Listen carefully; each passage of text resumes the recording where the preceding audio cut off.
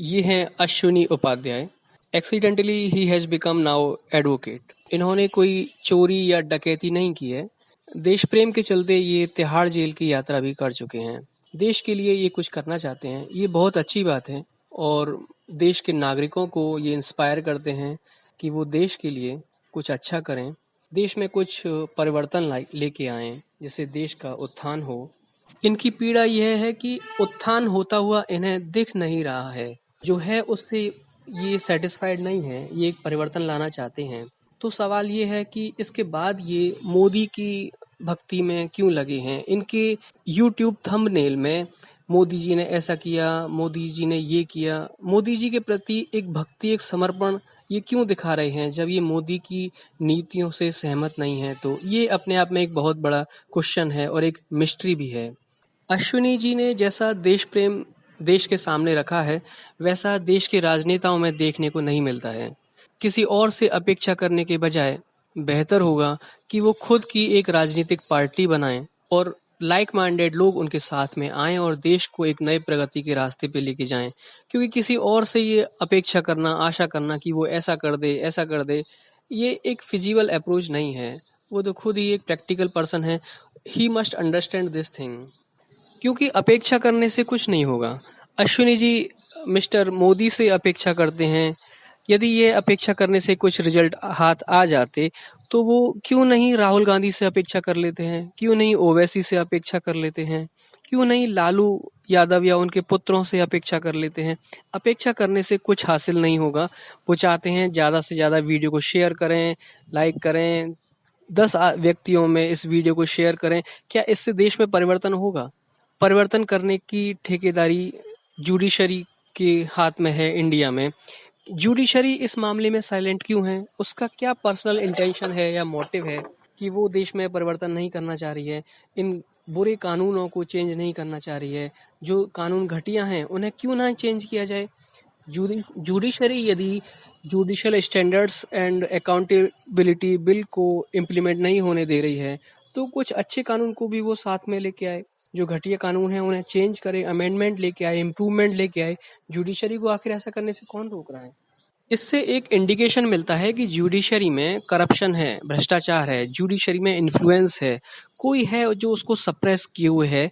उसका निदान हमें सोचना होगा कि कैसे जुडिशरी को करप्शन फ्री बनाया जाए, इन्फ्लुएंस फ्री बनाया जाए, भाई भतीजावाद से फ्री बनाया जाए।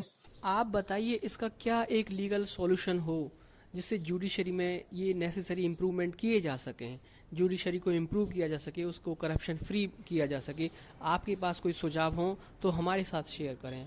हमारा ईमेल एड्रेस है plaugeandacing@gmail.com।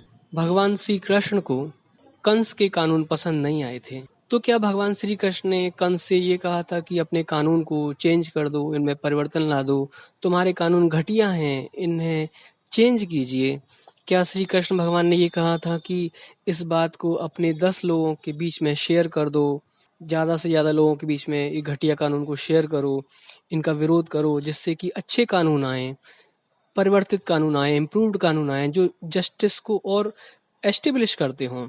श्री कृष्ण भगवान भी ऐसा चाहते तो कर सकते थे, लेकिन उन्होंने व्यवस्था में बदलाव लाया। कंस को कन्विंस नहीं किया उन्होंने, ना कंस के राजनेताओं को कन्विंस किया उन्होंने। भगवान श्री राम भी रावण के कानूनों से संतुष्ट नहीं थे, वो अन्यायपूर्ण कानूनों का विरोध करते थे। क्या इसके लिए उन्होंने रावण को मनाया था, रावण के राजनेताओं को मनाया था कि इन अन्यायपूर्ण कानूनों को छोड़ दो, इन्हें परिवर्तित करो, इन घटिया कानूनों को परिवर्तित करो? राम ने रावण को क्या मनाया था इसके लिए? लेकिन राम ने उन कानूनों को परिवर्तित कर दिया और एक नवीन साम्राज्य की स्थापना की। राम ने, भगवान श्री राम ने।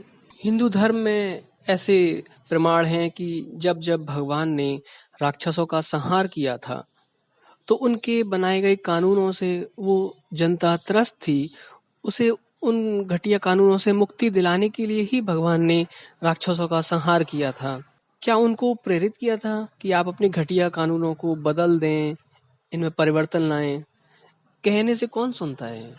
एक नई व्यवस्था क्रिएट करनी होती है जो भगवान ने क्रिएट की थी। आज के युग में शासन व्यवस्था इतनी मजबूत है, सुदृढ़ है कि यदि आप कानून में सुधार की मांग करते भी हैं तो आपको ही सप्रेस किया जाएगा।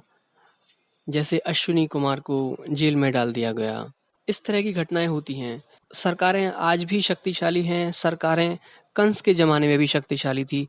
जब श्री कृष्ण भगवान ने कंस की सरकार को चुनौती दी थी, उस समय भी सत्ता और सरकारें शक्तिशाली थीं। लेकिन भगवान श्री कृष्ण अपने ऑब्जेक्टिव को पाने में सफल रहे थे। ये भगवान श्री कृष्ण की निपुण डिप्लोमेसी है। आज भारत देश को जातियों में बांटकर आपस में लड़ाया जा रहा है। पॉलिटिकल पार्टीज के द्वारा न्याय प्रणाली जो हमारी देश की है, वो भी इसमें सपोर्ट कर रही है और देश को जातियों में बंटना देश की न्याय व्यवस्था ने मंजूर कर रखा है। जाति धर्म के आधार पर भारत से पाकिस्तान, बांग्लादेश और इस तरह के टुकड़े कर दिए गए। बचे कुचे भारत में फिर से जातिगत आरक्षण के नाम पर जहर घोला जा रहा है। टुकड़े पे टुकड़े भारत के किए जा रहे हैं। ये बहुत गलत हो रहा है। एक और जहां खालिस्तान का विरोध किया जाता है, वहीं तेलंगाना के बनने को समर्थन दिया जाता है। ये बहुत ही ड्यूअल नेचर की अप्रोच है। ये कहाँ तक उचित है? देश को तो अल्टीमेटली तोड़ा ही जा रहा है ना राजनेताओं के द्वारा। इससे फायदा तो पॉलिटिकल पार्टीज और राजनेताओं को ही हो रहा है।